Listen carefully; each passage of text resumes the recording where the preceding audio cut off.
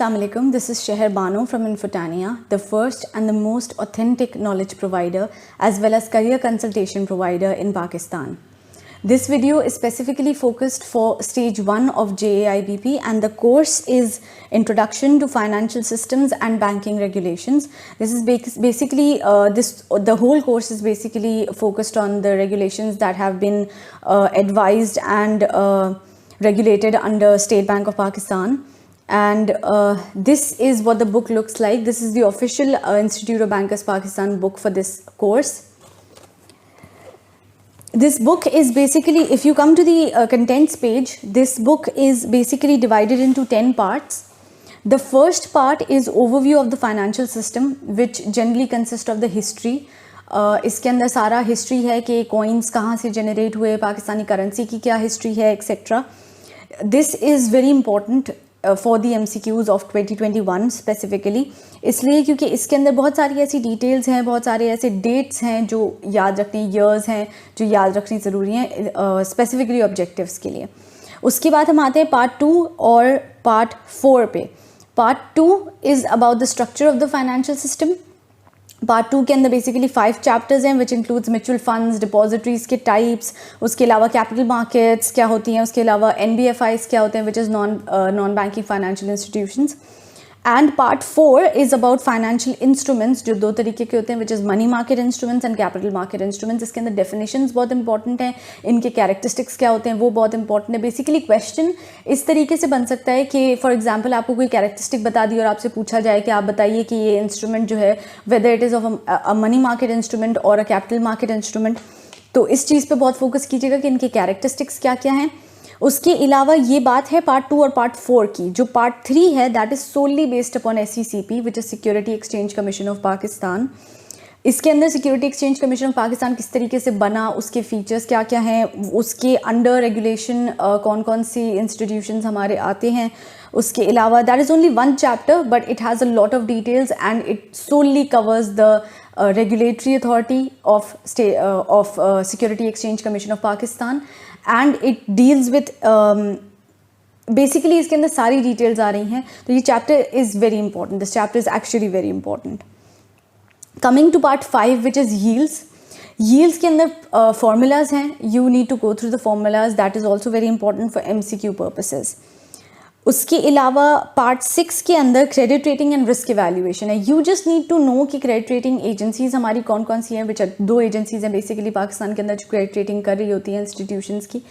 One is PACRA and the other is JCRVIS. ये जो 2 agencies हैं ये किस किस इंस्टीट्यूशन को बेसिकली क्रेडिट रेटिंग की ज़रूरत होती है, इस चीज़ को जहन में रखिएगा. इन एजेंसीज़ का नाम जहन में रखिएगा. उसके अलावा इस चीज़ को जहन में रखिएगा कि शॉर्ट टर्म और लॉन्ग टर्म क्रेडिट रेटिंग में फ़र्क क्या होता है और कौन सी शॉर्ट टर्म क्रेडिट रेटिंग है उनके क्या मीनिंग्स हैं, कौन सी लॉन्ग टर्म क्रेडिट रेटिंग्स हैं उनके क्या मीनिंग्स हैं. तो प्लीज़ इन पर फोकस कीजिएगा MCQs के लिए.